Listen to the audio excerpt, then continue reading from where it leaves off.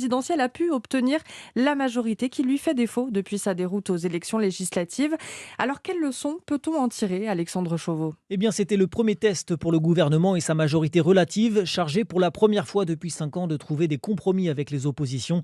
Et la principale force politique qui s'est fait entendre, ce sont les Républicains, à l'origine de nombreux amendements sur la ristourne de 30 centimes à la pompe ou le lancement d'une carte vitale biométrique, par exemple. Ils ont obtenu gain de cause à de nombreuses reprises, de quoi satisfaire Véronique Louwagie, députée LR de l'Orne. Les députés Les Républicains ont su faire adopter un grand nombre de mesures importantes et ont joué un rôle décisif au service du pouvoir d'achat des Français. Finalement, ce PLFR n'est plus un texte du gouvernement. C'est devenu un texte du Parlement, fortement inspiré des propositions et des revendications des Républicains.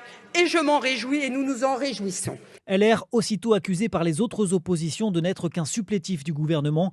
Les députés RN, eux, se sont abstenus, manière de signifier que le texte n'allait pas assez loin à leur goût, tout en s'affichant comme une opposition responsable.